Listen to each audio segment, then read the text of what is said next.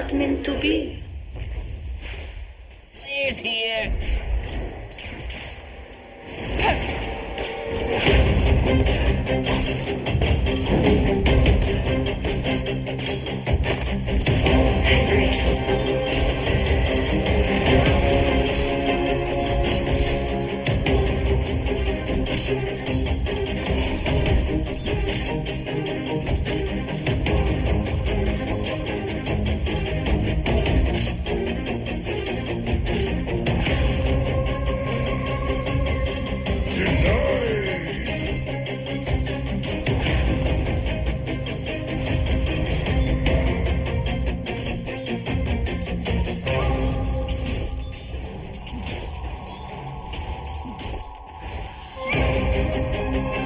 Dire structures are fortified.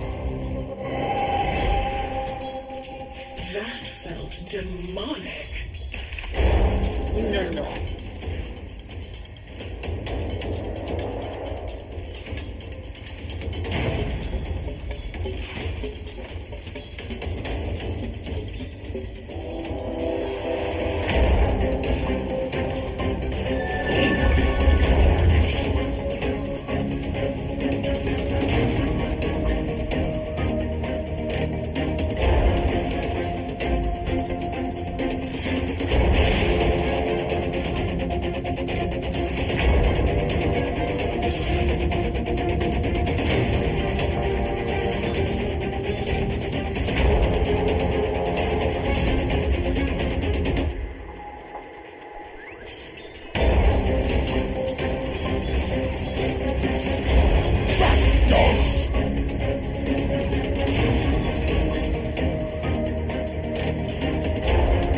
It's my right!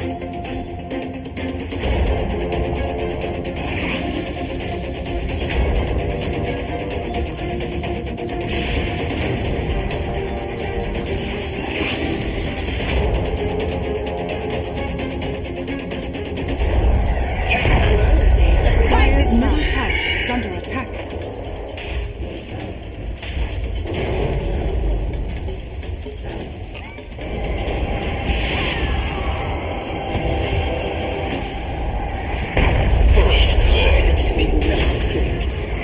Embrace this pain to return stronger. Short indeed.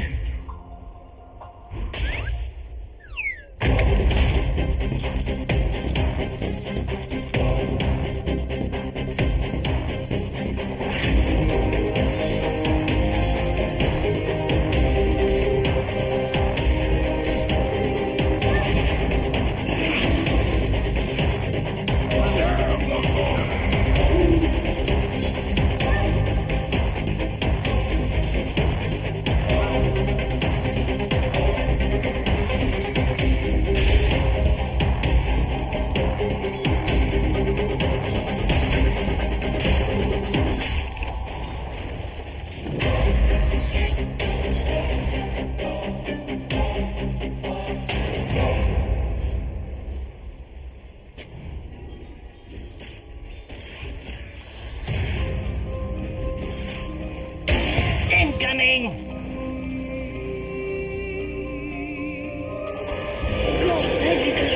Dire's top tower is under attack. My armor is my coffin.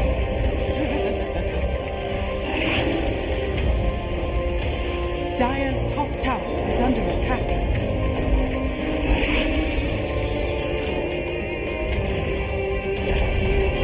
Dire's top tower has fallen.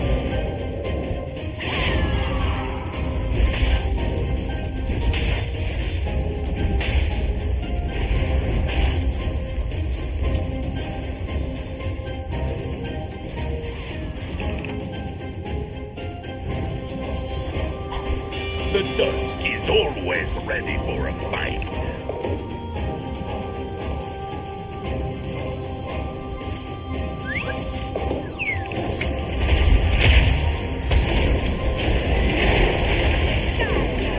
I am punching for you.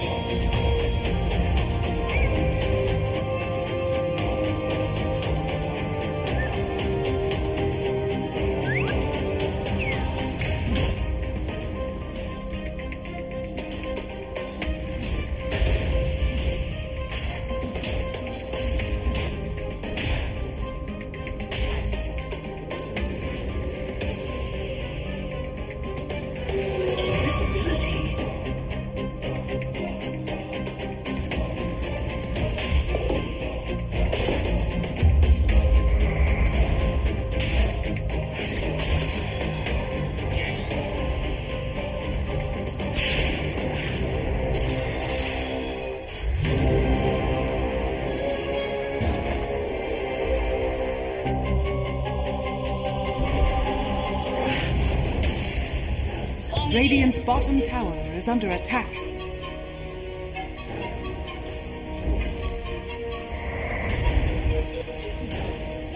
Radiant structures are fortified.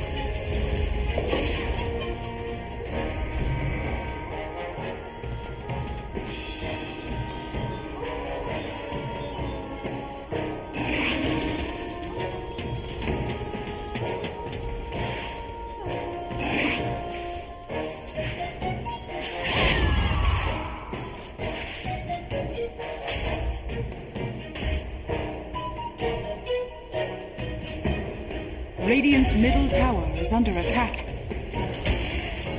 Rack it on. Let us fight.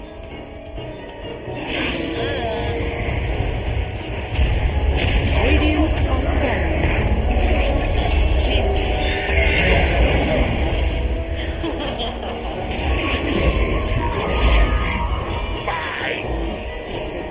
Dire's bottom tower is under attack. Nice.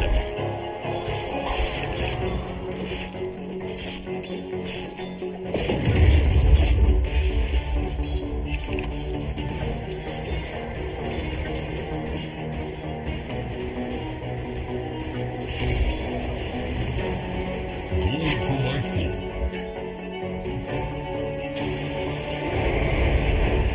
Thank you, my beauties. Radiant's courier has been killed.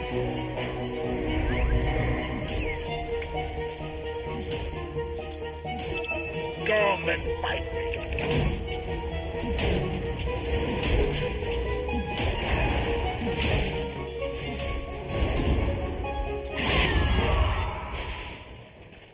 Dire's middle tower is under attack. Radiant's bottom tower is under attack. Dire's structures are fortified. Perfect. I dare not tried.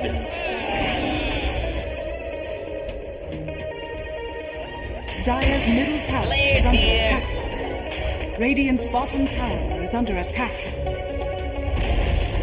Dire's middle tower has fallen.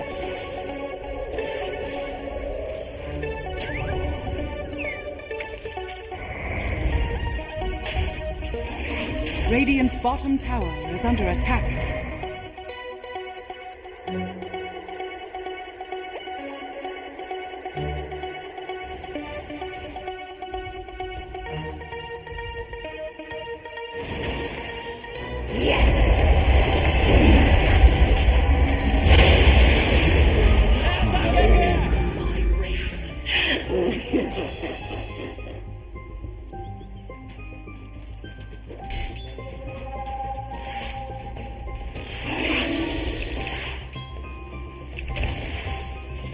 That was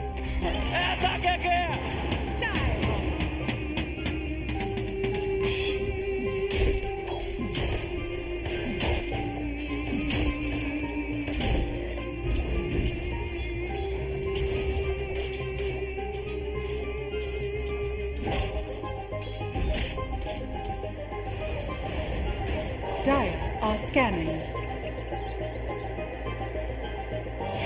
Rack it on.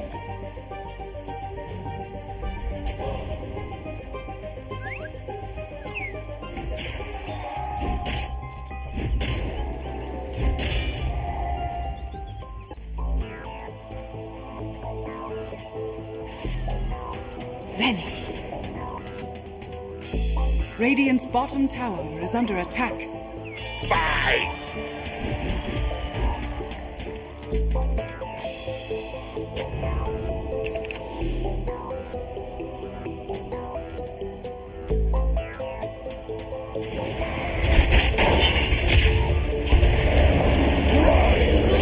Let us fight!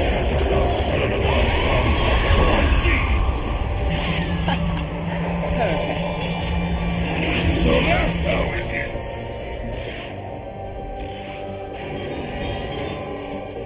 I am punching for you.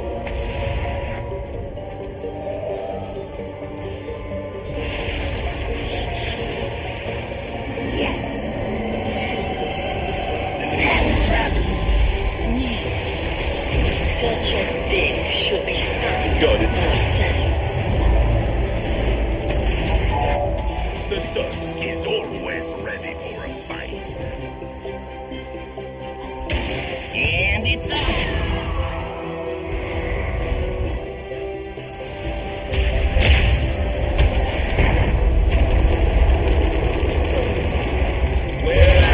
Getting rusty.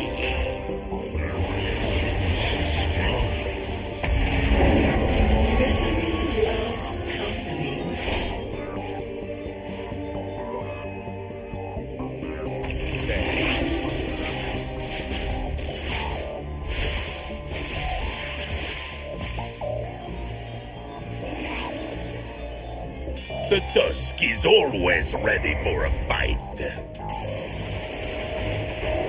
Radiant's middle tower prize is is under mine. attack.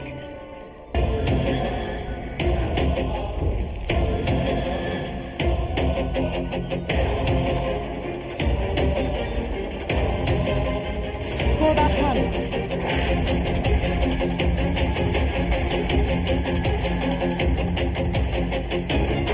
Radiant are scanning.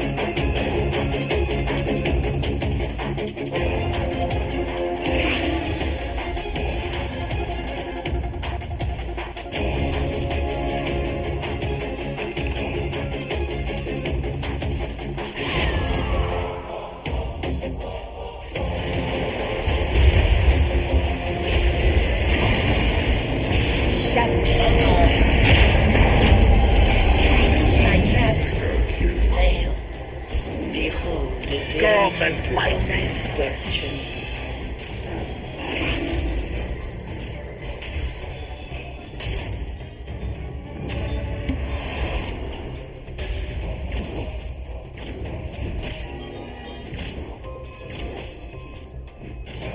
The Dusk is always ready for a fight. Dire structures are fortified. Perfect.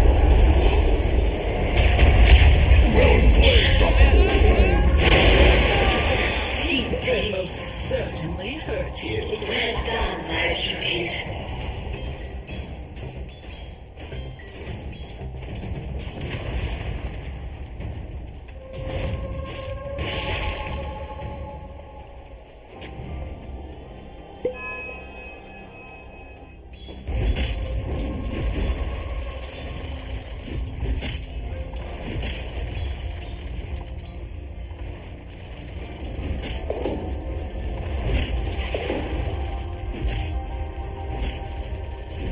Fight!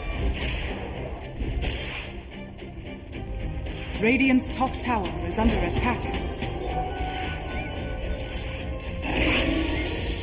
Radiant structures are fortified. Dire's bottom tower is under attack.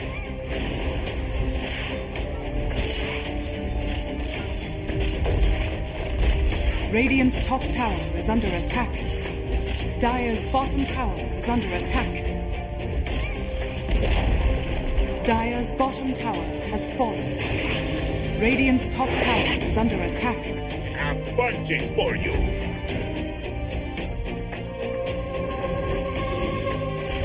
Dire's bottom tower is under attack.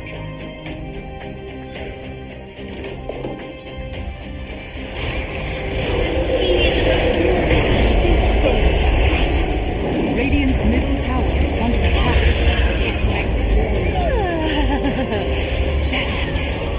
I'll never bow. Dire's middle tower is under attack.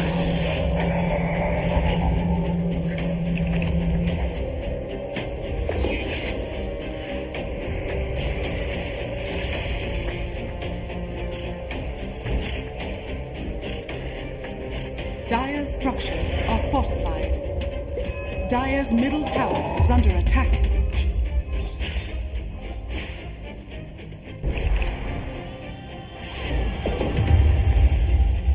Radiant's bottom tower is under attack.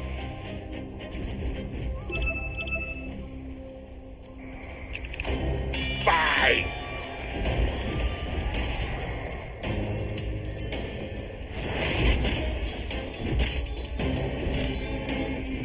Radiant's bottom tower is under attack. Radiant's bottom tower has fallen.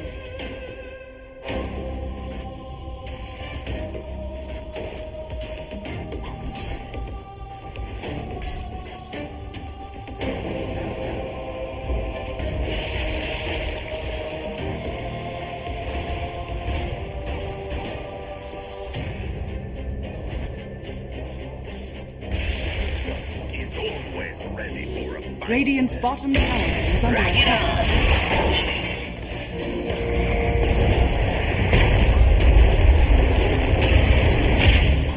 The mechanism lies broken.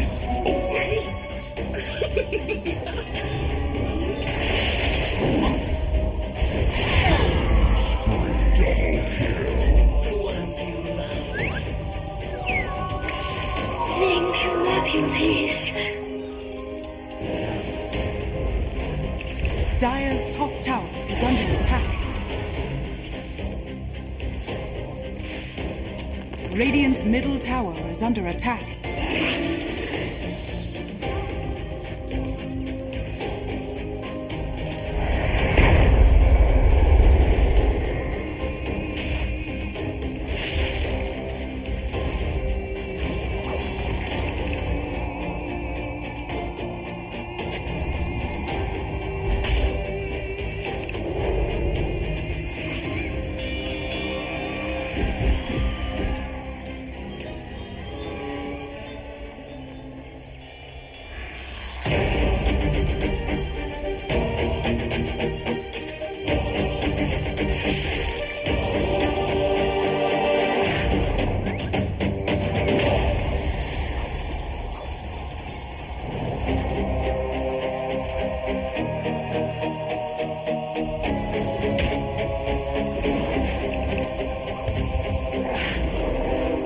Let us fight!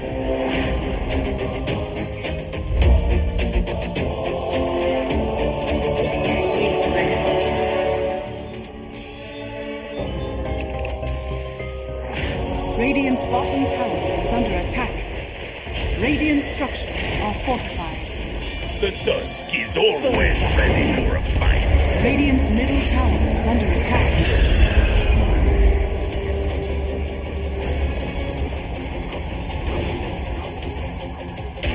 Boom! There it goes.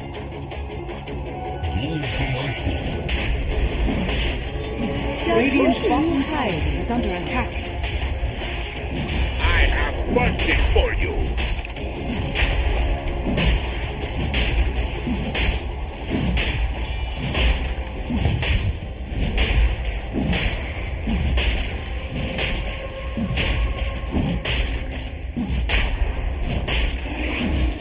Roshan has fallen to the Radiant.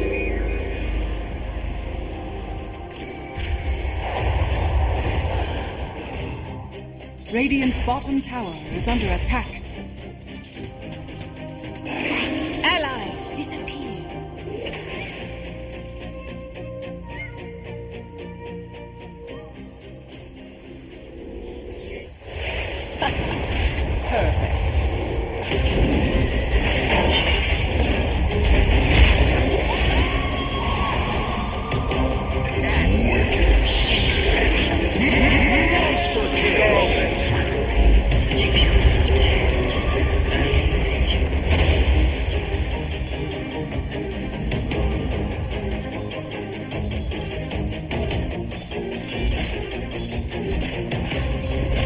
Radiant's middle tower is under attack.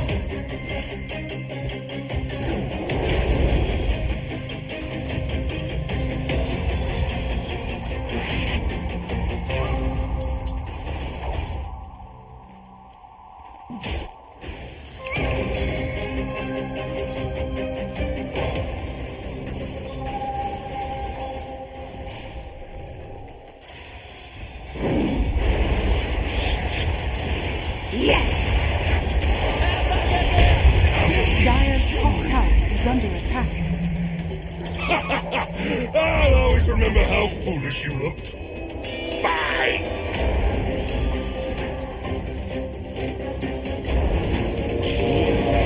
Nope. Dire's top tower is under attack. The dusk is always ready for a Dire's fight. top tower has fallen.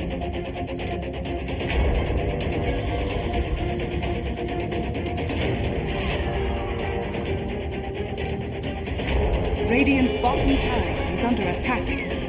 Dire's middle tower is under attack.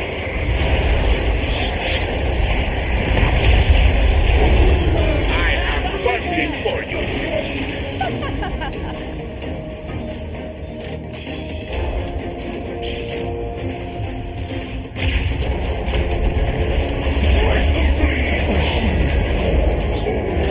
Let us fight.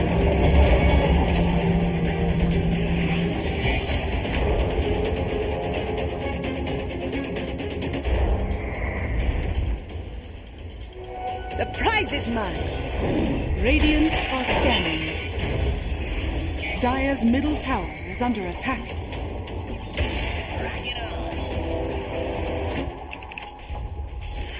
Got it. Regeneration.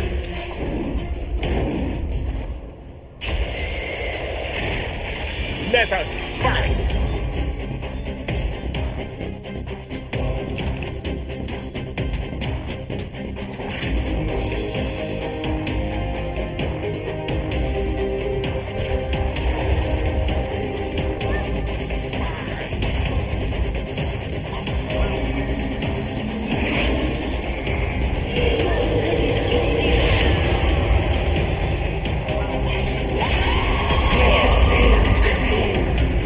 In my policy. Dire's middle tower is under attack.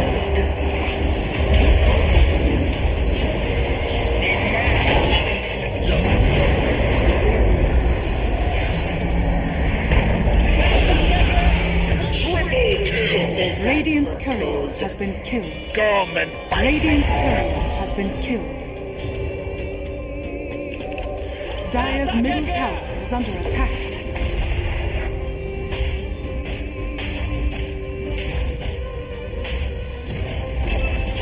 Dire's middle tower has fallen. Come and fight me.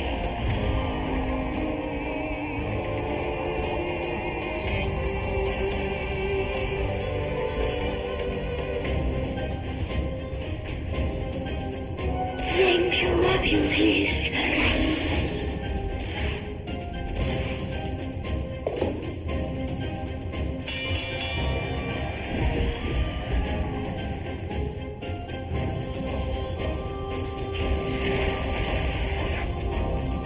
Fight.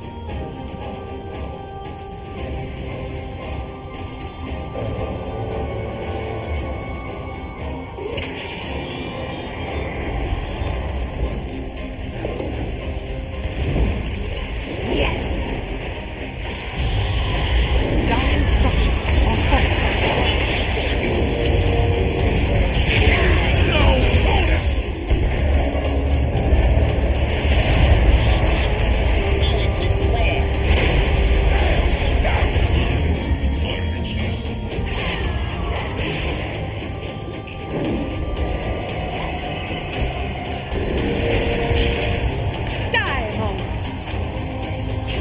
Dire's bottom tower is under attack.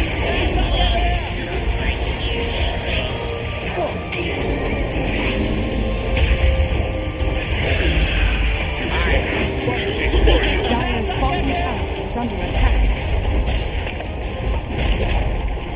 Dire's bottom tower has fallen. Dire's bottom tower is under attack. Radiant's middle tower is under attack. Radiant structures are fortified. Behold the answer to all life's questions. Dire's bottom tower has fallen. Radiant's middle tower has fallen. Dire's bottom barracks has fallen. Out of your wit class.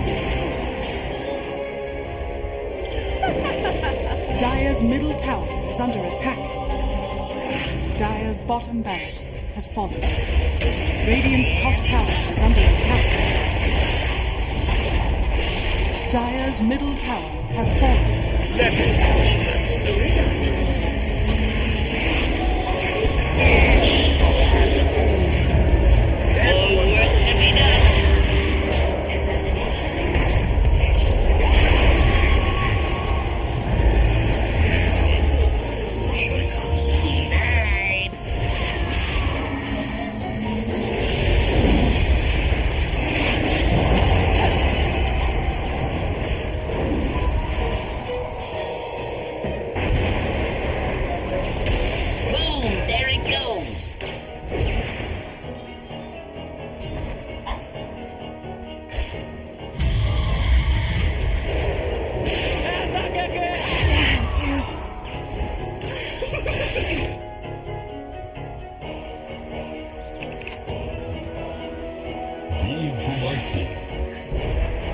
Add another to the tally.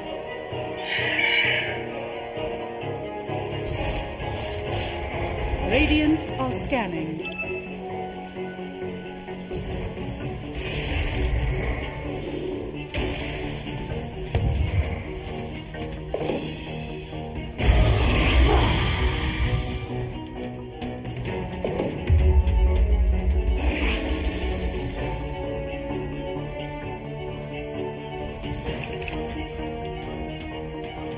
That was perfect.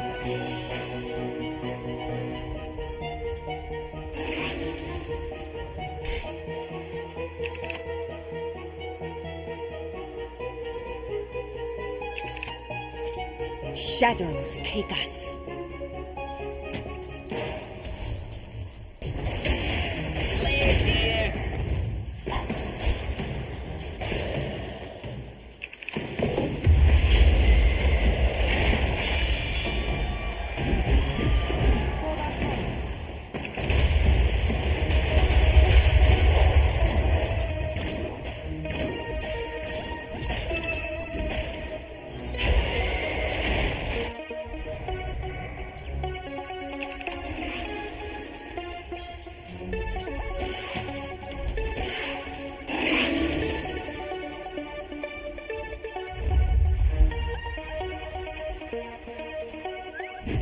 Dire are scanning.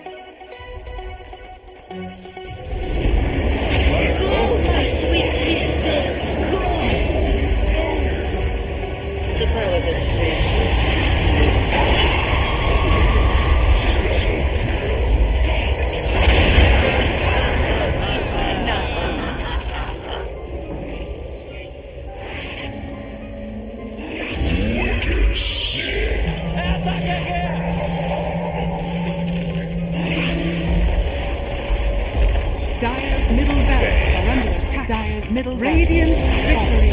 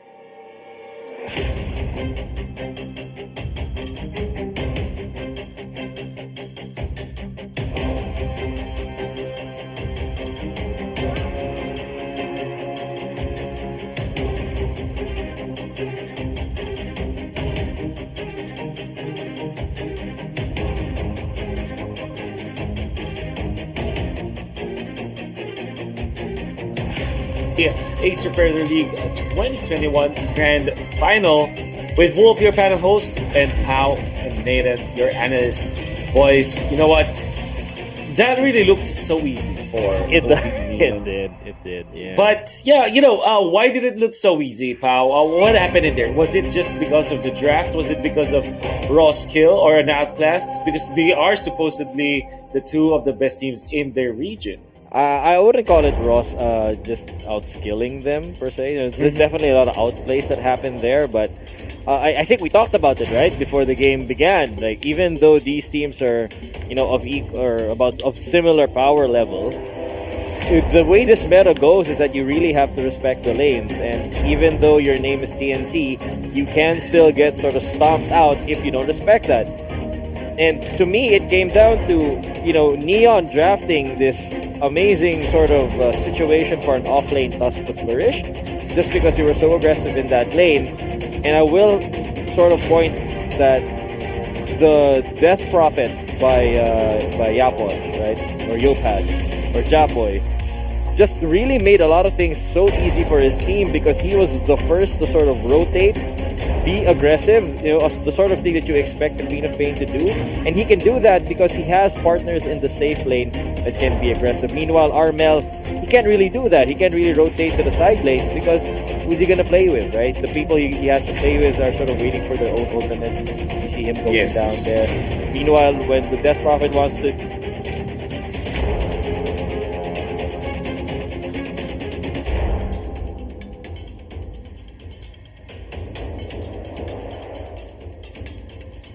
kill someone, there's a Tusk, there's an Elder Titan, so much damage, so much activity, and it was just so easy for Neon then to play around these big ultimates from TNC. Yeah, that's what I felt too. Yeah, the timing was really off between the members of TNC. But yeah, Nathan, you were about to say something. Yeah, I think it really just comes down to two things. The aggression from Neon Esports and the tempo that they played at. It really just came down to that. Honestly, at the end of the day, TNC they couldn't breathe because. I mean, the plays that exactly this one I was about to mention as well. That they stole the stack. It was a really huge stack. It was definitely going to be for the PA for him to be able to put himself ahead against the Neon Esports. Unfortunately, whatever was left, I think just two big creeps, like the Rico mentioned, was left for him to take at the end of that. But yeah, I think that the tempo, the transitioning coming in from Neon Esports at the top lane, and all of a sudden that'd be at the bottom lane. There was no space, there was no time at all for TNC to be able to breathe in the certain scenarios that they were put in by the aggression that Neon was putting out. But yeah, I really like the way that the PA versus IO matchup came into play, where the IO could always join whenever he wanted to join the team fight with a relocate. Of course, as a PA, you don't really have that luxury. You have to TP to the fight, or you have to be with them in retrospect to be able to join the team fight straight away. But yeah, I really like one of the items as well that Japoy bought. Of course, it may seem like a meme item, but the Blink Dagger that he came up with, it really just shows the aggression that they want to output, against TNC. It's the Blink versus the mobility versus the Queen of Pain with Blink, the PA with the Blink, the Phoenix, of course, with the dive away, and even the hook shot. Let's say the Clock wants to use the hook shot defensively, although you don't want to do that. You just to be able to follow the opponents and just not let them breathe. It really just comes down to that. And I think TNC were just not prepared to be able to play against this kind of aggression, this kind of tempo that Neon put out. It really just comes down to those two things. Well, you know what? It's like TNC really wanted that kind of fight. They kind of gave themselves, or maybe, the proverbial, they shot themselves in the foot after choosing to do this against a team like Opinion. It is what really bothers me here. It's weird because they already know that Opinion really is comfortable with this kind of play. You're very aggressive, not timing-based kind of drafts, but they still went in. Well, it is their signature. Maybe they also wanted to sort of test their idea, right? We saw yesterday. We saw in the first series that they played against GXR. we can answer the IO, right? But I think Neon sort of showed two things. Number one, they showed that they learned from that initial sort of TNC answer where, okay, we're going to ban the Medusa. Now you don't have as much control as you can in a team fight. And I think the second really important thing here is that, you know, what they did was that this was, as much as, you know, we look at the IO and we go, oh, the IO is really imba, the IO was a secondary carry in this game. The real carry of this game is the Death Prophet, right? This was the Death Prophet's game, and that's where you sort of see that, your answer for the IO, which is to lock him down in an arena, burn him down with Sunray, have the burst damage come out from the Phantom Assassin. You kind of have to do that against two people because the exorcism hurts a ton. We saw the first BKB activation from the PA be used to try and get away as far as possible from the Death Prophet and still die because of, again, as Nathan said, you know, they just bought Blink Daggers just to be able to run people down. Good itemization, and they're so comfortable with their playstyle, right? And that's probably why OB Neon have been successful in the past few weeks. We get to see them more as the tournament progresses, but for TNC, they will drop to the lower bracket where they have their last chance because they cannot lose more. Then again, so many standout performances from all the players. This is related to the fact that we will be awarding Intel MVPs throughout the weekend or the week, as it will be voted by the fans, the talents, and the players. 40% coming from the fans, 40% from the talents, and 20% from the players. The entire voting process is done through the website www.pl2021intelmvp.com.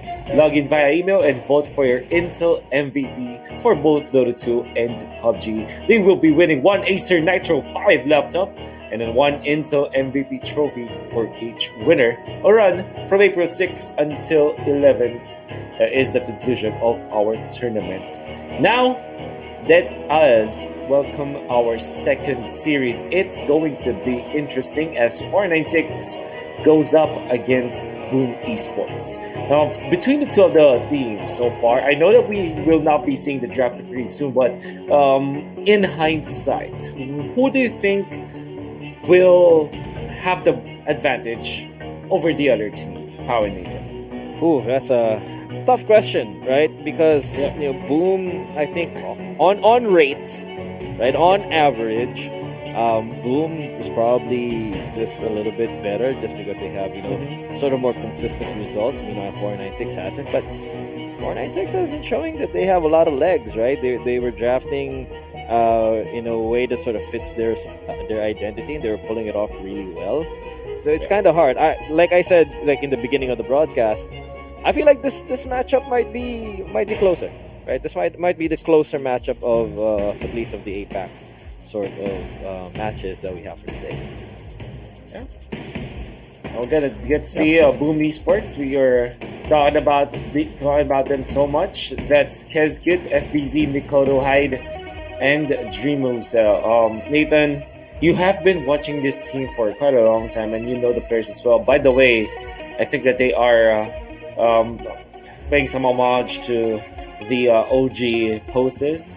But I didn't notice. Nathan, yeah, you're right. Yeah, they are, right? Nathan, anything you want to say about Boom Esports and what they can, what they have against the 496 game?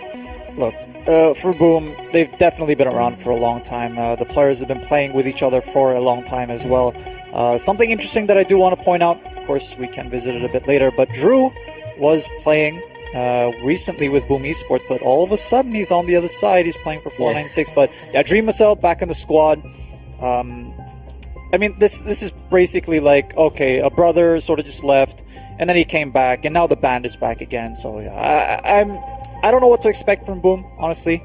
Of course, again, we can't really use the previous series as much of a measure of how the upper end of the strength of some of these squads have, but against 496, this could be a real test for Boom Esports. Definitely, since Dreamos has just joined back with the squad. But yeah, on the side of 496, of course, we do have that BB, Hong Hong, Drew, Yassi, Bombi, and Red. course, I've always been hyping up Bombi, but I think there should be a bit more focus on Drew, especially for this series, since he has been playing with the Boom squad for the majority, if not the most, or if not all, the whole upper division for 496 last season. Of course, they did fall down to the lower division, unfortunately, but yeah, I'm not sure about this one, honestly. On paper, it should be Boom. I agree with Pal, but 496, they have been showing in recent times that they can run these kind of strategies that can surprise the opponents. They can run these heroes that may just be the exact hero that could shut your whole team down. The Winter Wyverns, well, we haven't seen them yet, but again, the heroes that Bombi runs, honestly, he's just a star player for me. Just a rock solid position 5 that can make the plays. It's kind of nice when you have a position 5 that can do that. Maybe we can even relate it to Boomy from TNC, where it's a position 4-esque kind of position 5. I love that. It's position 4-esque. Right. Yeah, exactly. It's a position 4-esque. And when you have 2 position 4s in the team, as long as you're able to, let's say, maybe spread out the farm or spread the net worth out a little bit and be able to enable both of these supports to just make a lot of plays, especially with Yassi, of course, improving in recent times as well. I'm really excited for this, and I hope it's just not another stomp, because I hope so, I want to too. see these 2 squads go up against each other and have a good result to come out from it. You know what? I'm going to echo what Nathan said there. You know what I want to see in this matchup? I want to see tier 4 jungle items. that's what I want to see, right? Because all of these games are ending. Like, this might have been is the TNC matchup the longest we've seen. We've seen a Divine Rapier, but it still ended just north of 30 minutes, right? Like, all of the games so far that we've seen ended at spider legs, right? Like, give me the next tier, at this point, I'm even waiting for the Penta Edge tier. Just, you know what? I'll take it. I don't use it, but I'll take it. Why not? I'm so excited to see for sure, because it's the thing that's where you really get to see how to say this, mechanically skilled or not really, more like how good the decision making is for all the players, right? Not only for the carries and how they position themselves, but how they use their skills and how they manage their items, but also for the supports and how they eventually get the items that they wanted and pop off, like what Poppy did, right, against the Neon in the major. And that is something that we would really want to see. But I think that both of you guys do agree that this might be the game that you can have. We're hoping. We're hopeful that it might be the game that we go past 30 minutes. But it is what it is. That will definitely start with the draft. Unfortunately, we'll be getting into a very short break. But when we do come back, don't worry. I'll be showing you the draft of this game between 496 and Boom. See you after this.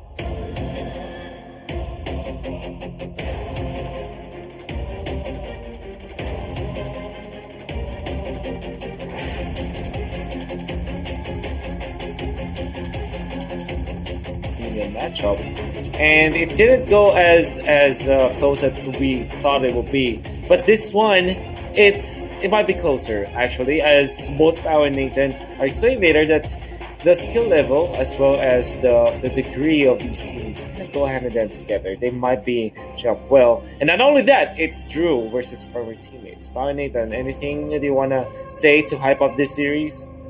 Like we said a while ago, we just want to see like a longer game of Dota. You know, we just want a little bit more Dota bang for our buck, and I think it just bears mentioning that I think for Nathan and myself, Boom looks like they're the stronger team, right?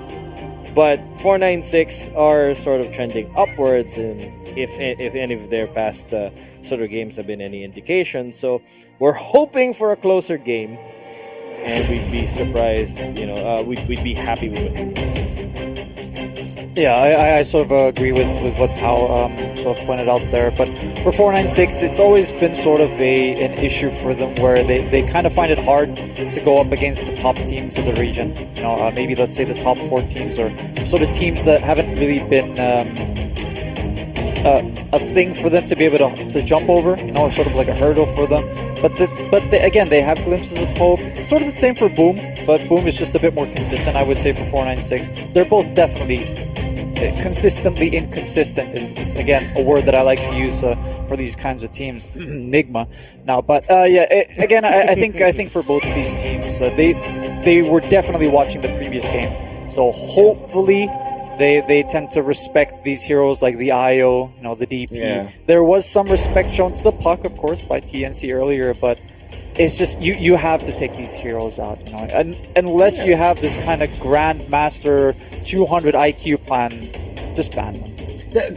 That's what I felt like. The real respect that you give, it's either banning that hero out or being prepared with a lineup that can really trump that one. Now it seems Mumi's banned out the Phoenix, and it's gonna be IO for 496. Chat is ready, boys, for game number 1.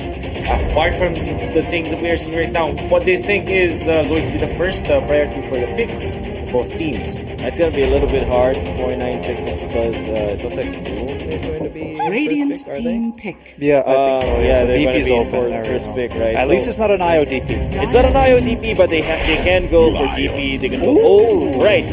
As we've seen, right, these are both teams that sort of they want to go a little bit more open with supports, and we're going to see another support pick up for 496. I like it, but Boom Esports, they're open for a Bloodseeker counter pick. Will 496 go that route? I think I've seen this before. It did happen. I'm actually quite surprised that Boom went this way. Because that's exactly what they did to the other team, right? 10 seconds. Exactly, and they work so quick with it. the way that they picked it up. Yeah, they Now- saw seconds Bloodseeker on the other team. Oh, they saw Pangolier. They instantly picked up Bloodseeker. Yeah. But 496, it doesn't seem like if they let this through, then Boom Esports has a free Pangolier pick here, which is one of the stronger heroes. I think Hyde the one playing it the last time.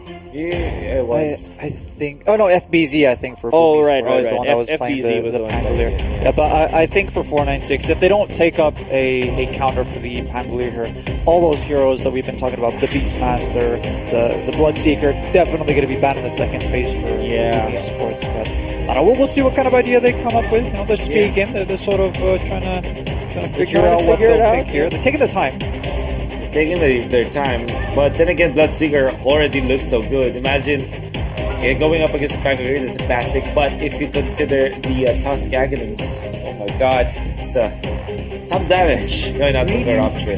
But I guess on the side of 496, they're also thinking, right? Whoa. We can pick the Bloodseeker here, but that's sort of tunnel visioning on that Pangolier pick, and so maybe they're thinking to themselves, all right, well, it's not that big of a problem. We can deal with it. They picked up the Mars just to sort of have a little bit more team fight. Pangolier can still play really, really comfortably against a Mars draft, I would say. So again, 496 is not tunnel visioning on FPC. I think they have like bigger ideas on their minds right now. I mean, as long as the Pangolier isn't the one that's being jumped on, you know, the Pangolier should have an okay time at least. Being able to say, let's rolling thunder outside of the Arena Blood and then coming in, because obviously if you're inside, it's going to be kind of hard. You could be focused down and whatnot. But there we go. You know, that's the the Bloodseeker's Bloodseeker gonna be ban. Yeah. So Boom's going up. If you're not going to remove this from the pool, I guess it's going to be free for us. On 496's side though, there's no Phoenix to go with the Mars combo. Radiant team back. Mars and Tusk in the lane. If this is going to be a 4, is it something that you're happy with?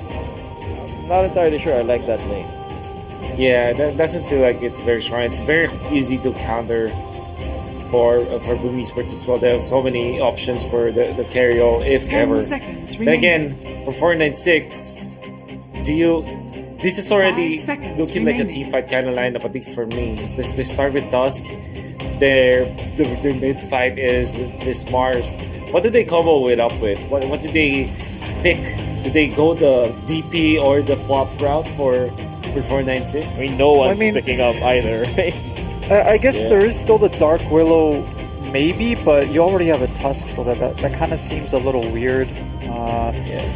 Maybe they think about going a tri-lane. I'm not sure, honestly. They might go aggro okay. tri-lane, right? The Tusk and the Mars is not too bad. Yeah. You know? They might go aggro tri-lane just because the Mars doesn't play them together. I like this band though. 496 with that last band, I was thinking the Razor. The Razor is going to give them so many problems, and on Go Esports they were afraid of that tri-lane, right? That's why they removed this Juggernaut. Boom Esports. A lot of the Undying in lane to punish this Mars.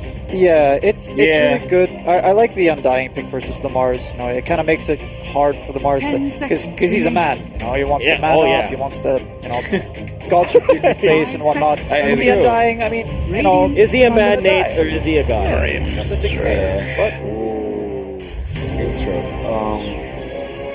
I kind of like the Grimstroke against the. I kind of like it though against the Lion Pangolier, right? Yeah. Just because you can sort of outrange him at different 10 points in the seconds game, remaining. and you have a lot of value, especially when you drop your ultimate. 5 seconds remaining.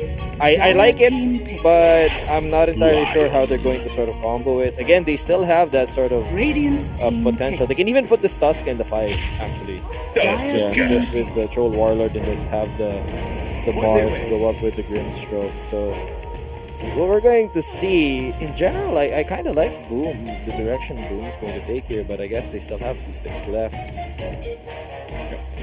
maybe they pick up a carry, but then again, there are quite a 10 seconds remaining. 5 seconds remaining.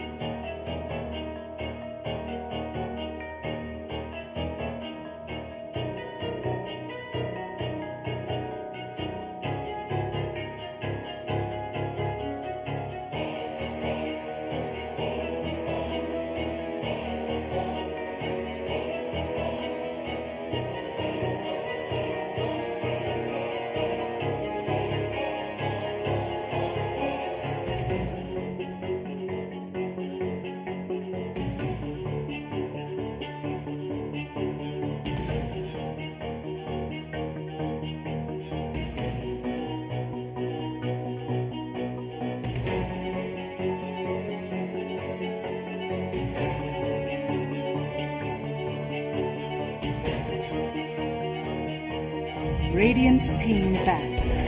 Mars!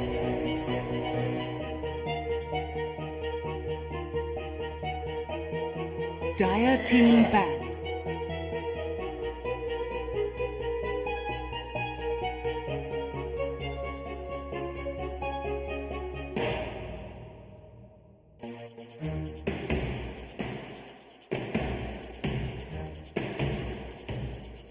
Radiant team ban.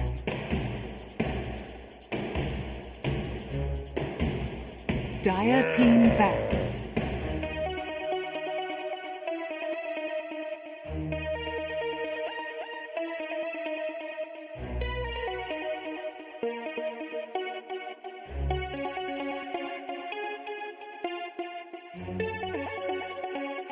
Ten seconds remaining. 5 seconds remaining. Radiant team ban.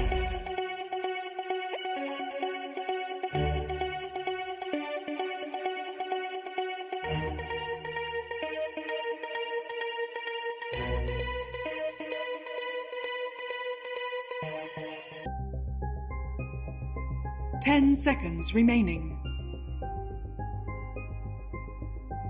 5 seconds remaining.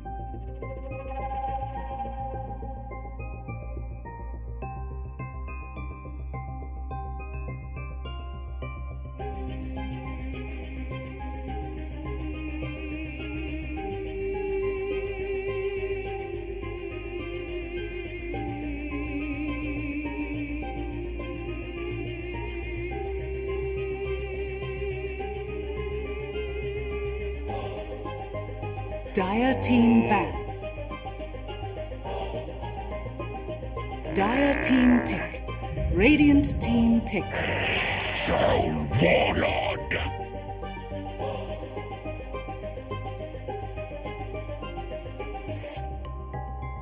Dire team pick.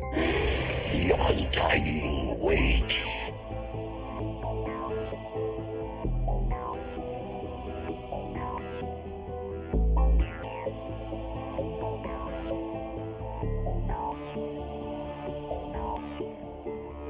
Ten seconds remaining. 5 seconds remaining. Radiant team pick. Grimstroke.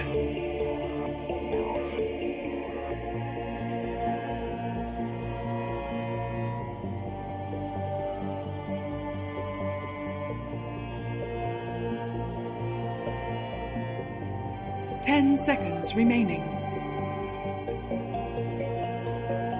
5 seconds remaining.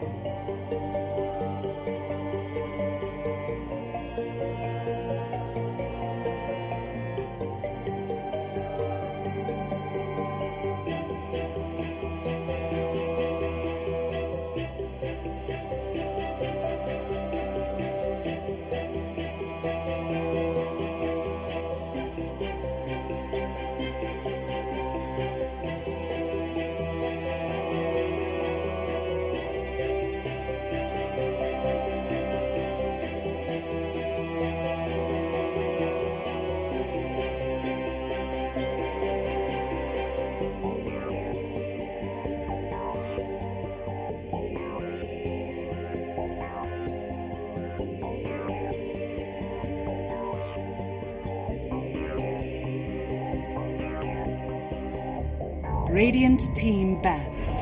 Wind Ranger at your service. Dire team ban.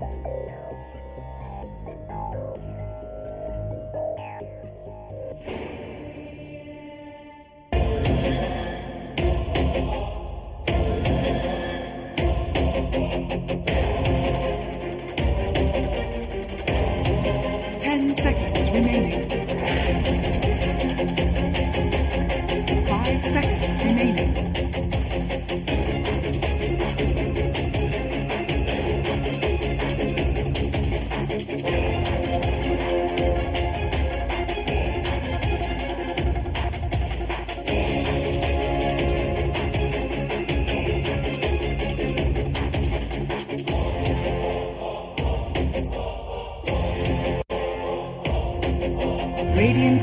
ban.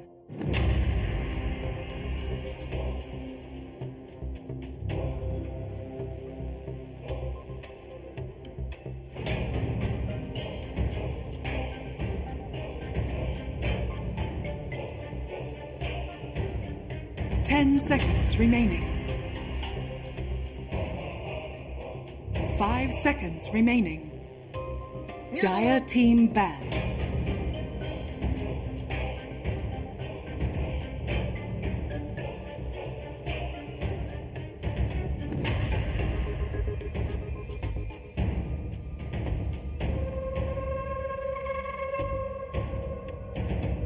Ten seconds remaining. 5 seconds remaining. Radiant team pick.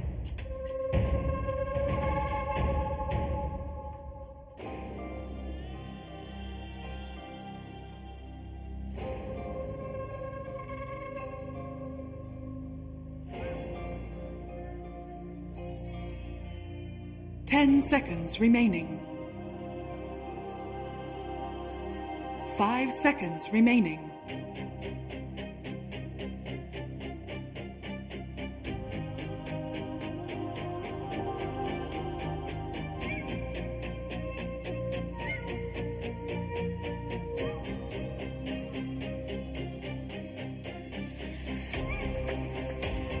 Dire team pick. Slog.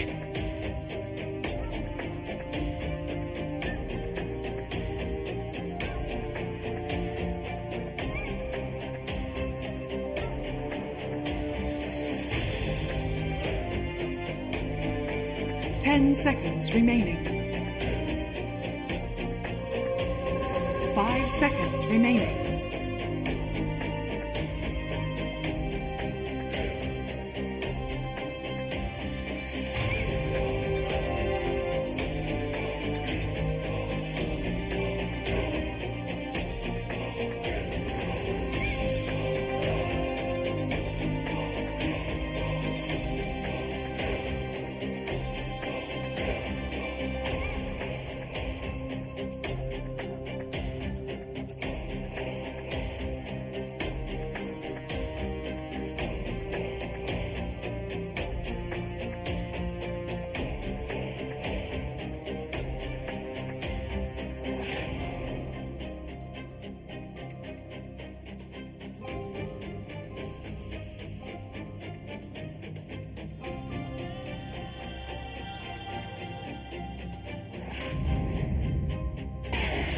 Void Choose your incarnate. hero.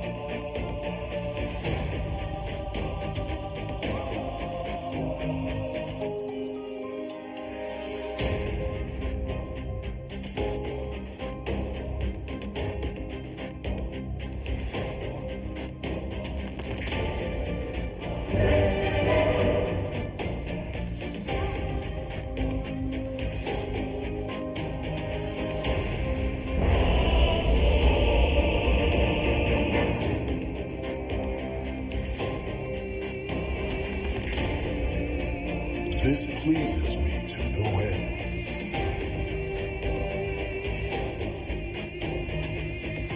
Prepare for battle.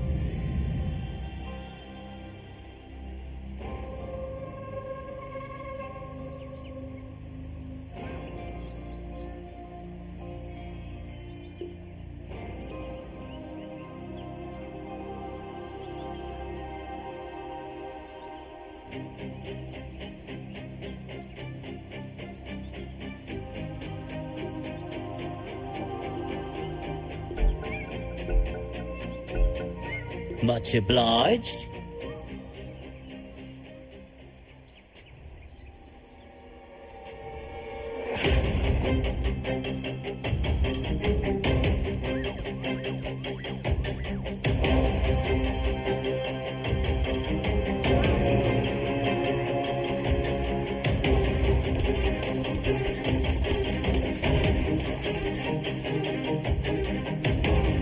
Seconds to battle.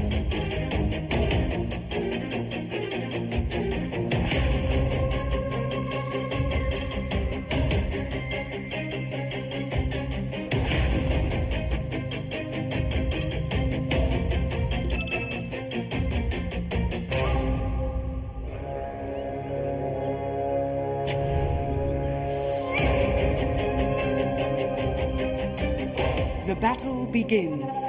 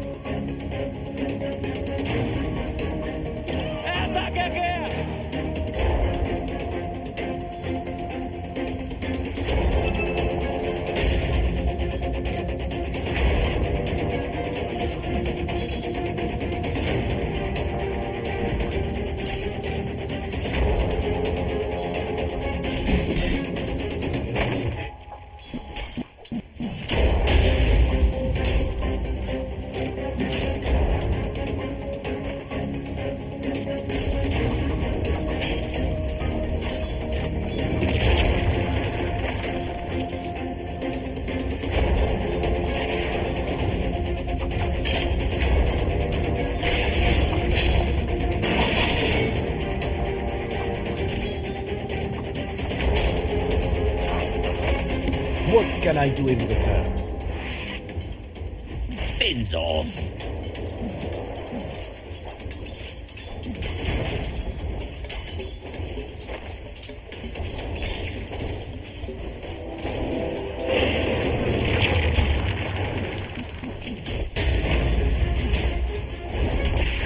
Dire's bottom tower is under attack.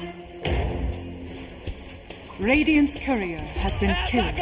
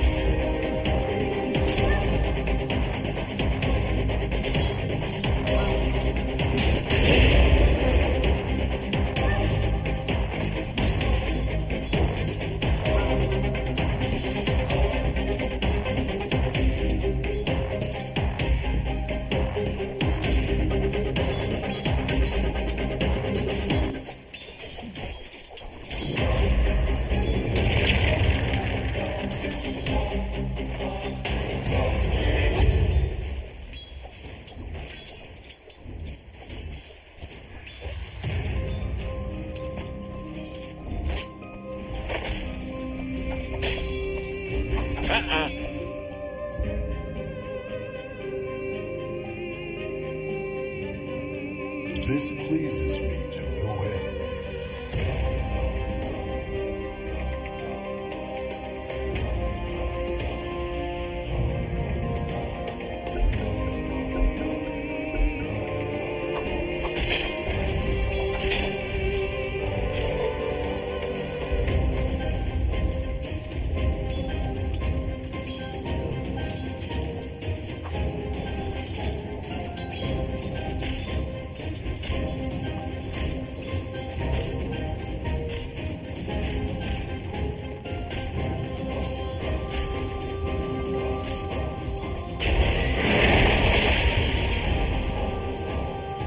Radiant structures are fortified.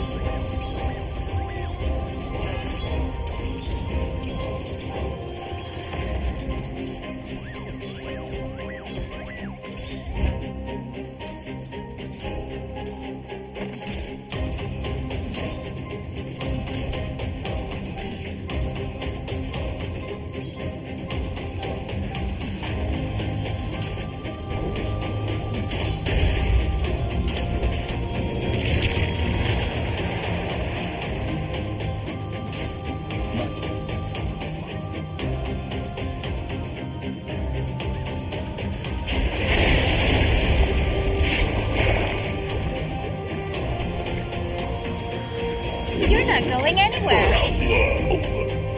First blood. Mostly skill, but sure, maybe a little bit.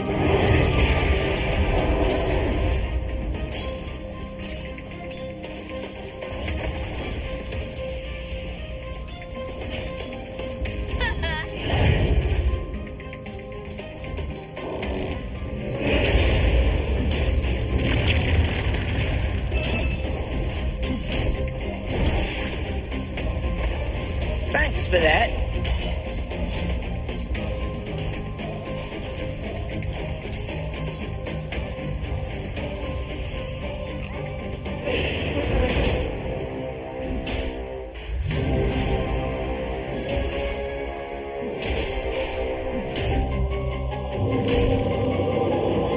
Got it. Mine is truly a blessed life. Tax.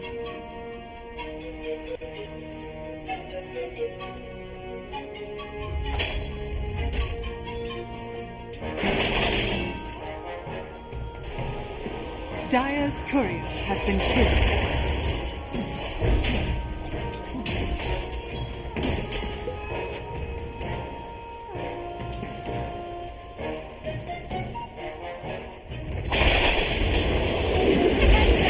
You don't? Very nice.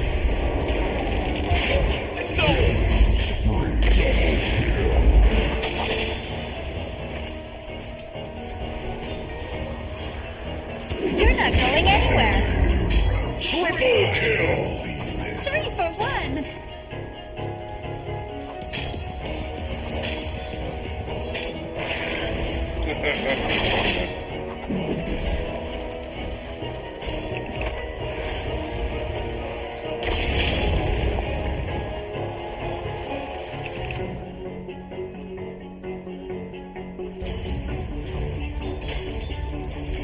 Dire's bottom tower is under attack.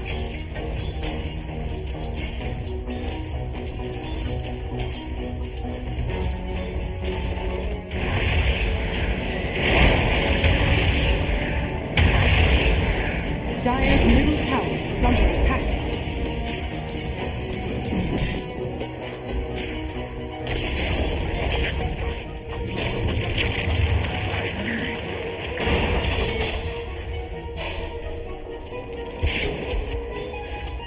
That one hurt. I've got the magic touch. Dire's courier has been killed.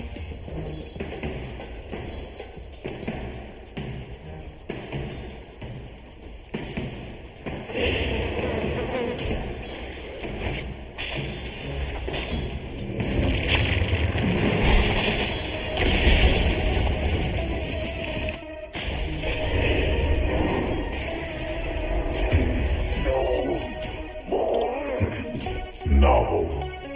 Thank you.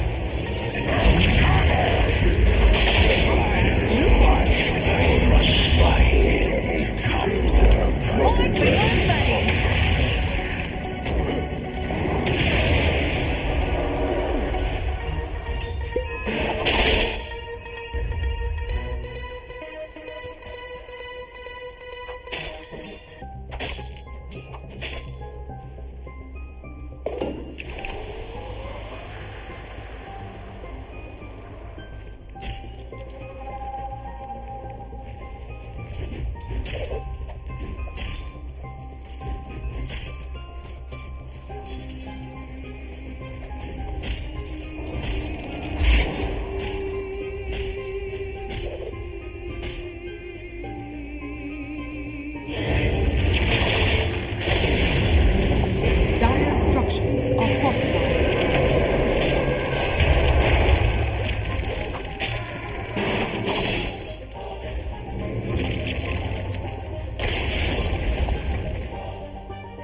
Dire's top tower is under attack. Return to nothingness. My rage. Boom to the mad moon.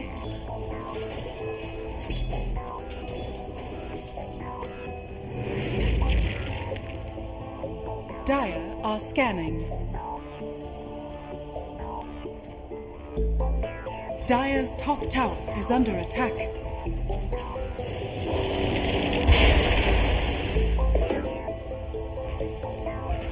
Thank you.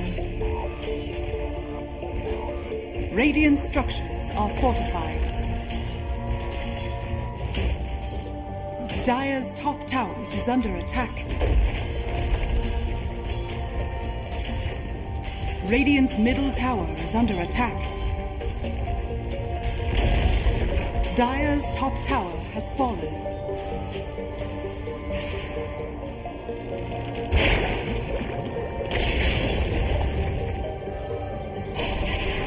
Haste! You're not going anywhere.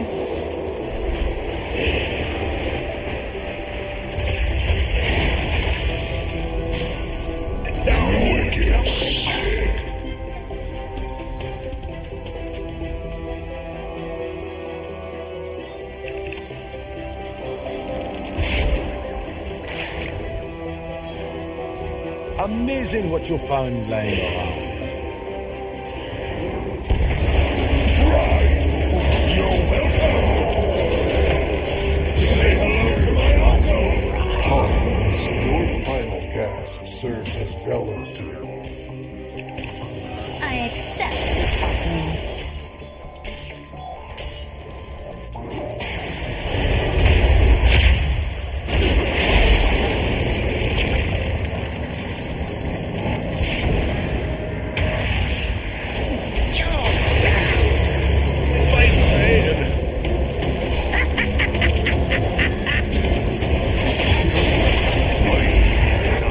Radiant's turret has been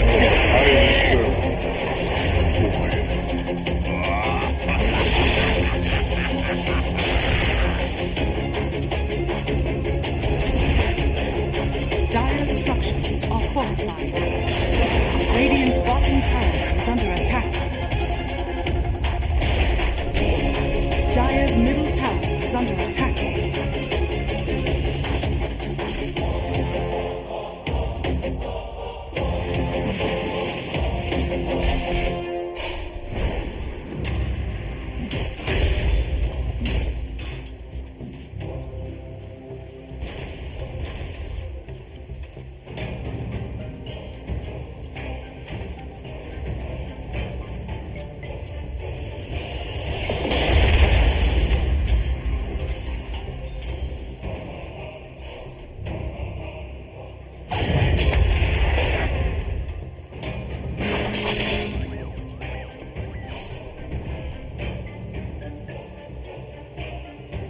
Radiant are scanning. An Arcanist sending! Radiant's bottom tower is under attack.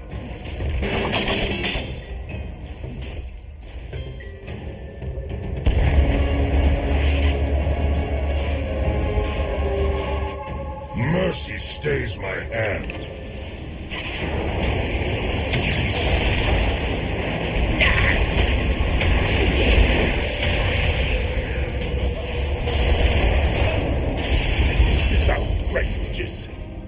Dire's middle tower is under attack. Sing my praises. Radiant's bottom tower is under attack.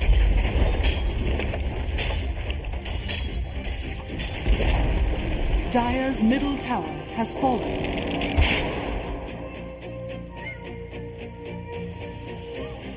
Radiant's bottom tower is under attack.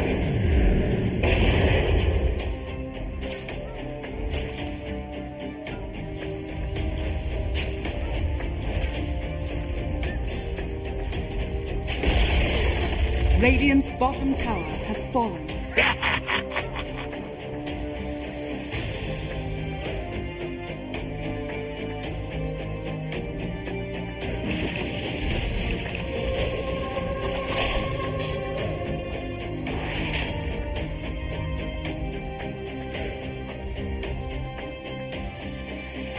Dire's top tower is under attack.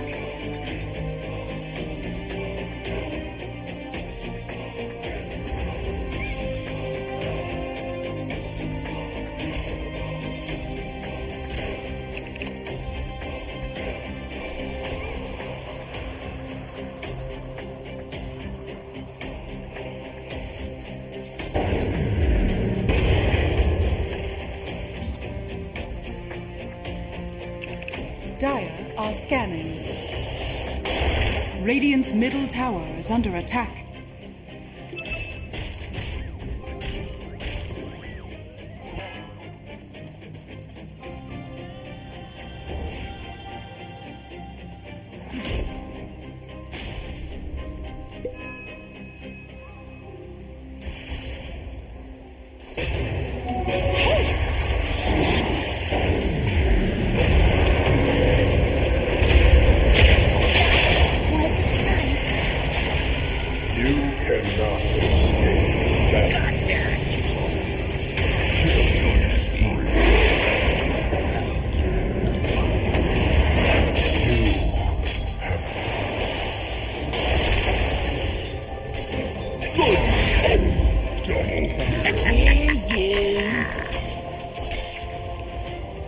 Precious bounty.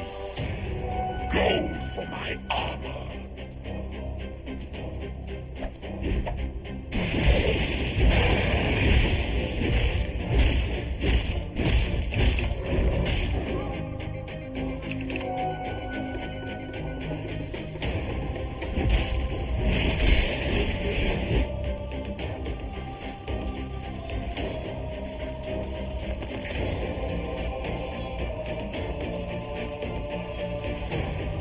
Money changes hands.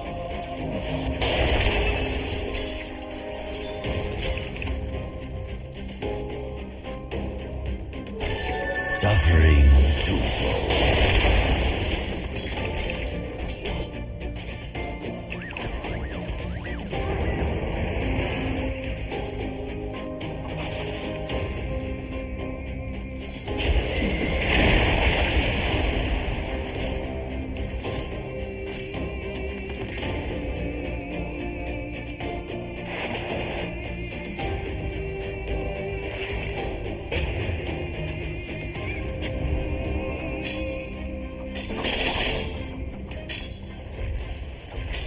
Radiant structures are fortified.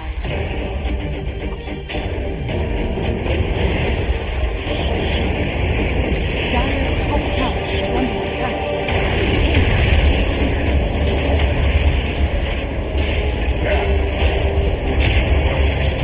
Dire's structures are fortified.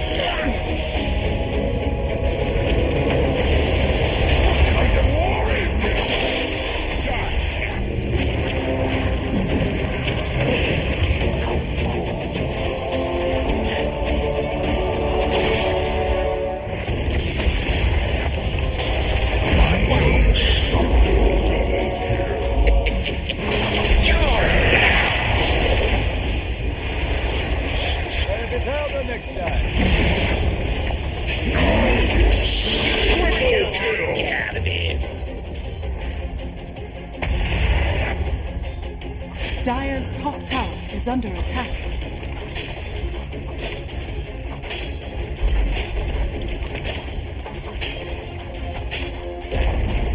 Dire's top tower has fallen.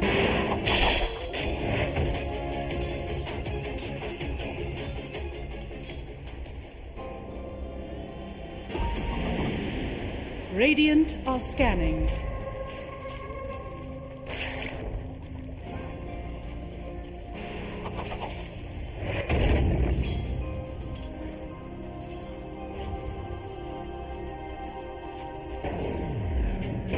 Dire's top tower is under attack.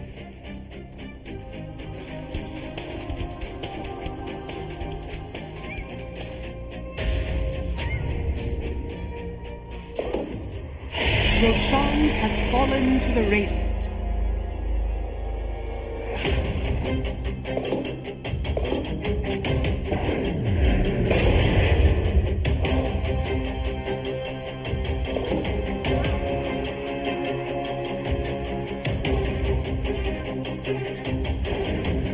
Radiant's bottom tower is under attack.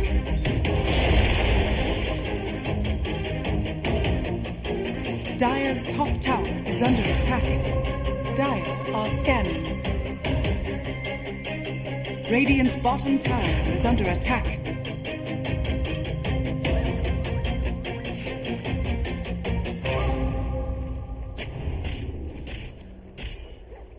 Dire's top tower is under attack.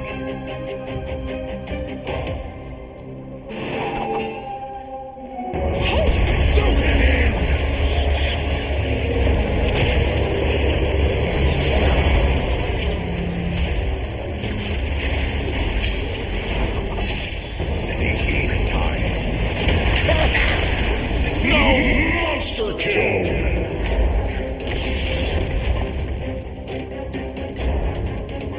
Death tax. Radiant's middle tower is under attack.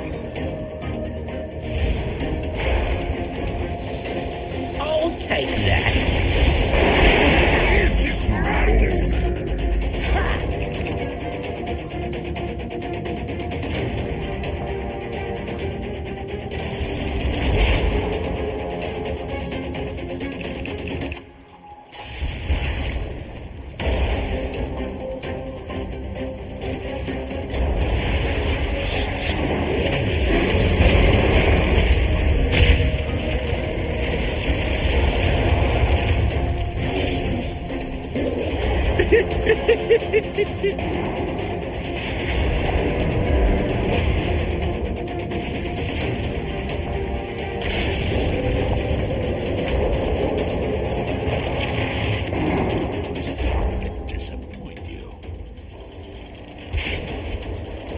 Dire's middle tower is under attack. My vigor was never in question.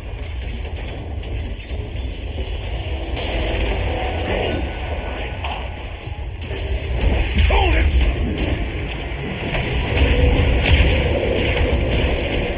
You think you caught me? Dire's middle tower is under attack.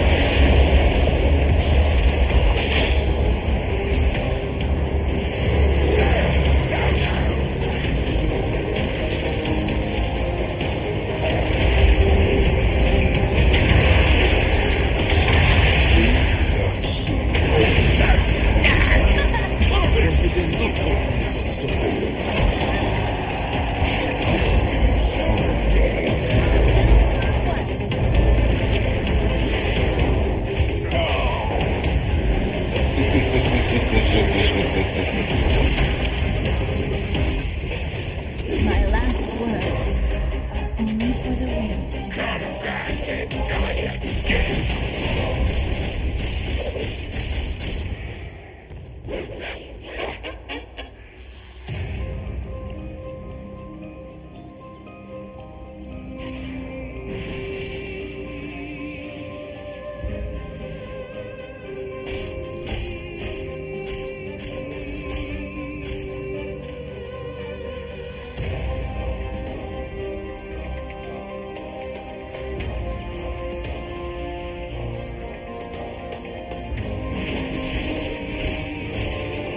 Precious bounty.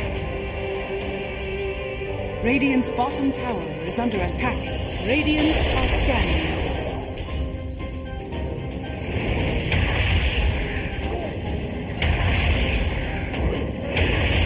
Radiant's middle tower is under attack. The Snark had his way with you.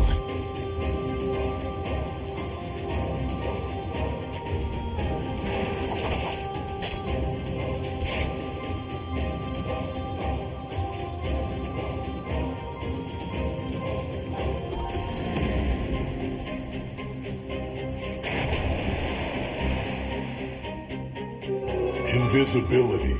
Radiant's bottom tower is under attack.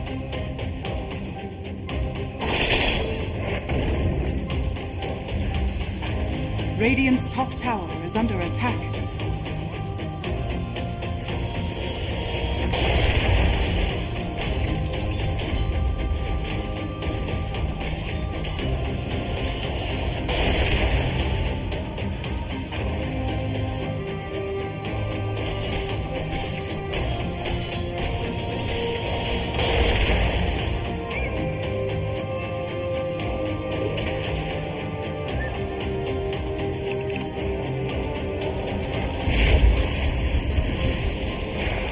I like how this one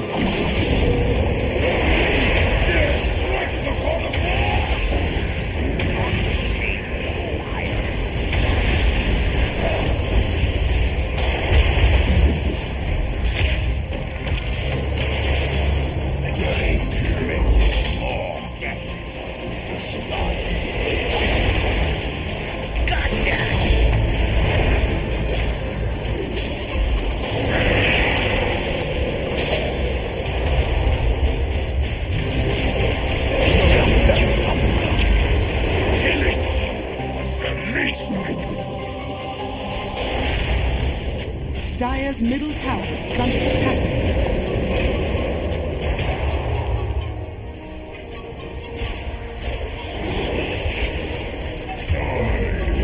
My hands are tied.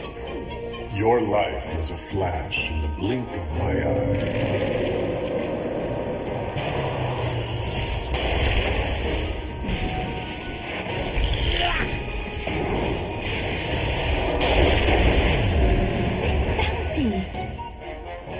Radiant's middle tower is under attack. Bounty. Radiant's middle tower has fallen. Got it.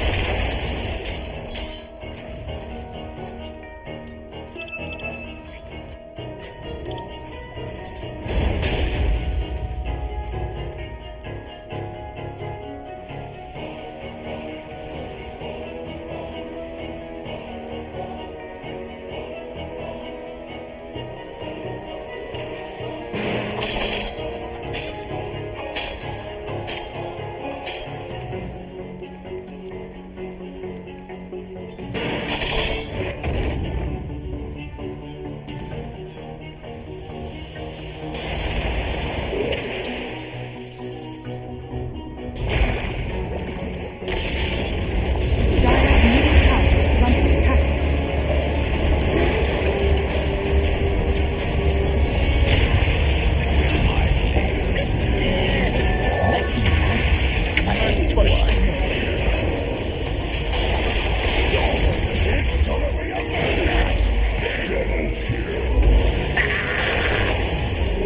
Gotcha! Triple kill!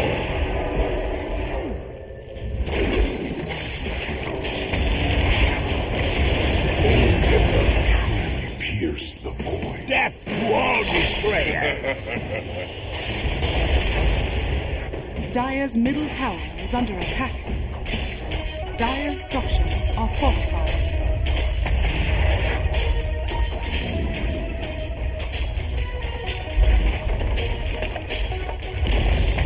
Dire's middle tower has fallen. Dire's top tower is under attack.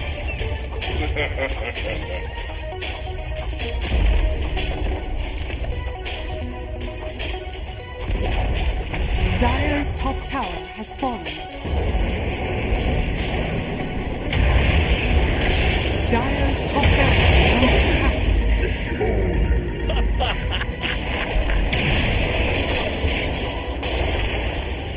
Thanks for that.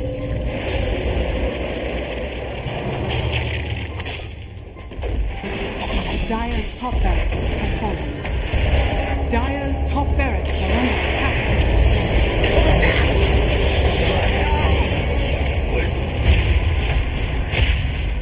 I don't believe it.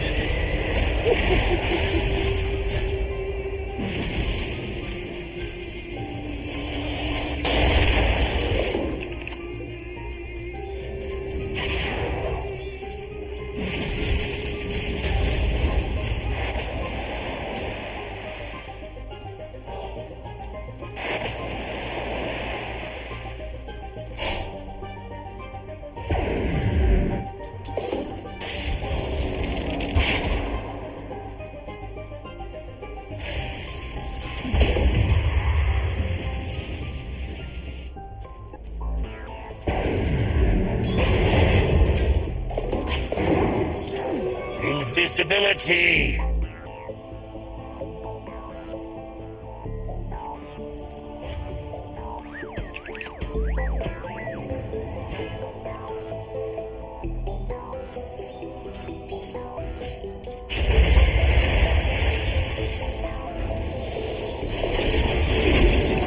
Radiant's bottom tower is under attack. Bet you didn't know arrows could do so much damage.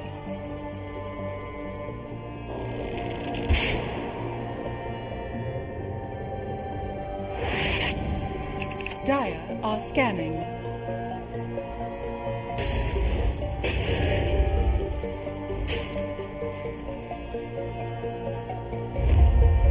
Radiant are scanning. Money changes tax.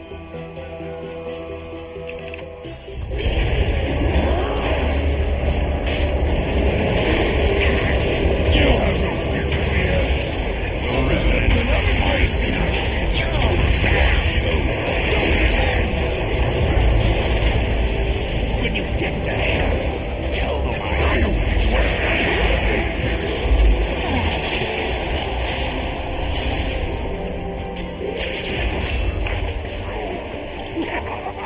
I know I'm a good shot.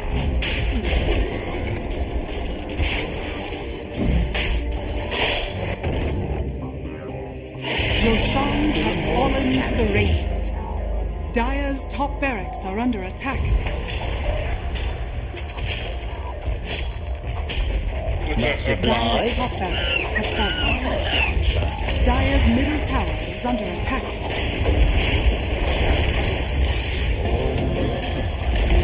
Dire's middle barracks are under attack.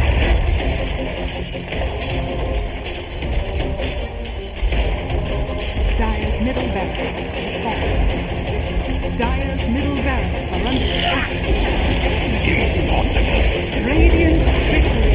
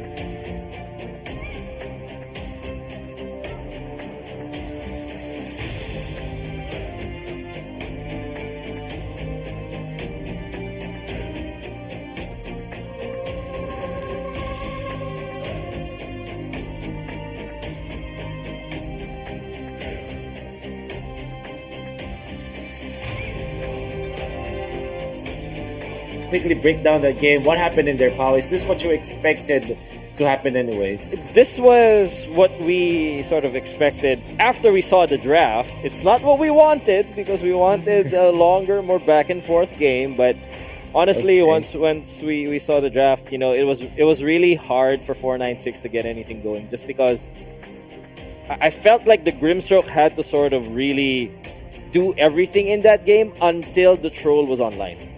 Right, he had to be the one to have the silences on point, the connection with the Void Spirit, at the exact precise timing.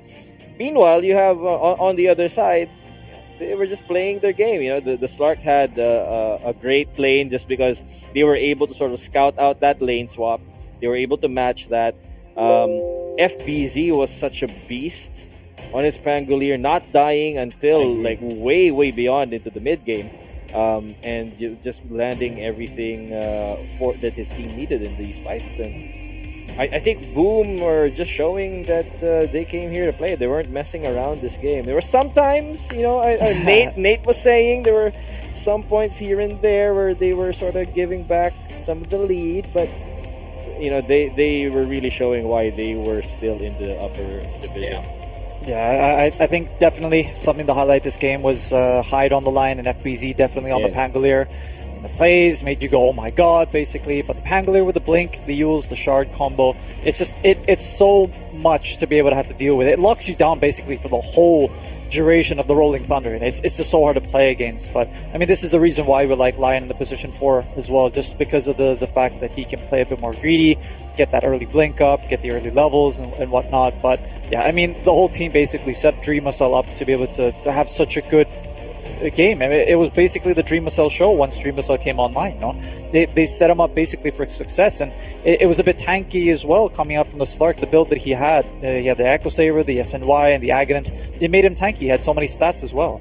But yeah, a few shaky team fights and I guess a few sloppy commitments from Boom made 496 sort of have that potential to make a comeback. And I mean, 496 is still a very good team. They almost capitalized on those mistakes, honestly. But yeah, I agree with Gods where he said that the Troll is a very strong hero, and we saw that if he did have the opportunity to be able to do so, then he would have probably made 496 probably have a good chance of making a comeback in this game. But yeah, I don't think this game was an outdraft. By no means was it an outdraft. I think it's just when you have heroes like when you have players like Hyde and FBZ making these kinds of plays, it's just so easy to play the game, honestly. We can see that if you do really pop off with your supports, and this is the reason why Lion was a top priority, if it's just that the fact that Earth Spike really hits multiple targets, and given in the right hands, it's so imbalanced if you think about it. But then again, it's the Slark. I kind of felt like when we were talking about the draft and when we saw the Slark picked up, I thought that there were so many spells and control that he can dispel, and I think that's also evident in this particular game. He didn't die, I think, until the last possible moment, but there was a time where he was 12-0 and 7. They were hitting tier 3s, and he was so massive with 18 stacks of permanent agility. And I think he's unkillable at that moment. He was a beast, basically. And I think that also comes back to like what we were saying, right? After the draft, like Boom just had so many more buttons available to them earlier on into the game, right? So that contributes to the reason why the Slark, barely faced that sort of threat of dying. You were seeing Hyde actually just walking into the middle of a fight, because he was so confident that he can hex the Void Spirit and he'd be protected because there would be an Undying there. There'd be FBZ rolling around. So a lot of the team fights as well, I would like to say, we keep harping on the lanes, but honestly, Boom had a lot of perfect team fights in this game. Yes. And that just sort of shows that, this is a team that they've been playing a long time together. These are players that have a high ceiling mechanically, and it just came to bear. And 496, maybe they can make another run from the lower bracket, but Boom definitely, as we're seeing right now, maybe they can give, as our caster said, maybe they can even give Neon and to run for them. I would say. that will be the next matchup for sure. For 496 Gaming, they will be facing up against Reckoning Esports, as Reckoning Esports have already beaten Team SOOS as well as PSTR in the lower bracket. For TNC Predator, it's going to be Galaxy Racer, as Galaxy Racer was able to defeat Team Star and Team Mystery in the lower bracket. That's the development of our Asia Pacific region for Dota 2 here in the GXR Predator League 2021. And it happened already, and I'm so excited to see more of the action, but I think that for the sake of the viewers, I would like to explain that we will be upping into Asia for the next for the next two series that we'll have. It's going to be very interesting, at least for me, because here's the thing: these are teams that I have not seen play. I mean, as far as what I am seeing in the region, in the Southeast Asian region, the games that I've watched, they don't pop up because they're from the other part of Asia. And this is Team IMG, this is Team Veteran, Saracolo, and the Council. You know what? What do you want to see from these regions? I don't know if both of you or for any of you are familiar with how they play. I believe Nate would be a little bit more familiar with them. Yeah. Personally, all I've seen were like their past games to qualify for this event. Right. Well, with me, I've seen Veteran from time to time. You know, they're a team, of course, within the region.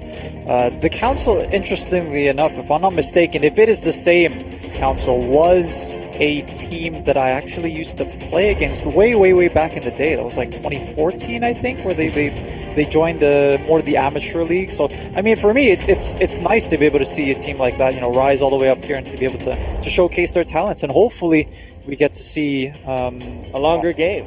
Longer and greater games, because once you reach these kinds of levels of Dota, they may be prone to mistakes, and those mistakes may contribute to the factor where we have comeback games and whatnot. So it'd be interesting to see. I'm excited to see these games.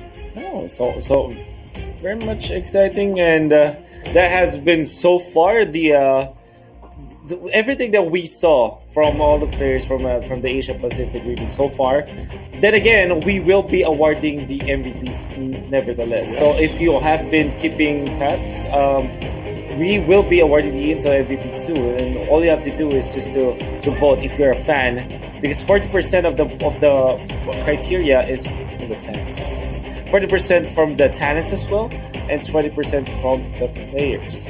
All you have to do as a fan is to enter the voting process through the website www.pl2021intelmvp.com. All you have to do is log in via email and vote for Intel MVP for both Dota 2 and PUBG. They will be winning one Acer Nitro 5 laptop, so super duper nice, and one Intel MVP trophy until the 11th of April during the conclusion of the entire tournament.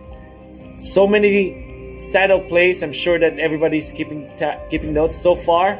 I think the front runner for me at least is FBZ. But so far, I mean, if I would like to make a case for Hyde. Dayton Pao. Yeah? I would like to make a case for Hyde. That was an amazing sort of juke into the threes, into the 2-manner spike, into the practically a Ravage, right? So if this game was anything to go by, that probably should be in contention. Yeah. Nathan, any standout players you wanna make a case for as well? I mean, it's usually very easy to make a case for the carries, because, you know, they're the ones who carry the games. You know, that Slark was a beast, you know, he carried that game. But I agree with Pao, definitely Hyde was one of those standout players. It's so easy to overlook these kinds of plays just because, you know, not many people pay attention to the support role, or maybe even the offlane role sometimes. But in recent years, people have come to realize that, you know, these are the backbone players of the team. They're the ones who secure the game, who make so much space to be able to enable you. So yeah, I feel like definitely Hyde or FBZ, but both could make a good case for an MVP. We have a longer tournament, right? But definitely for Hyde. Yeah, but we have a long tournament to go, so it could go either way. We'll see. Maybe the ones who reach the grand finals will be able to make those huge plays that all of a sudden earns them a lot of votes all of a sudden. The way I think about MVPs is always the overall performance. I don't look just at one game, right? But if you are so impactful in all of the games, it's Even you can even get an MVP of the tournament from a losing team. I mean, when it comes to just the votes, and Yeah. that could be true. If he is the most valuable player in his team, obviously he deserves it. But then again, it's not just up to us; it's up to the players themselves and the fans. We decided upon it.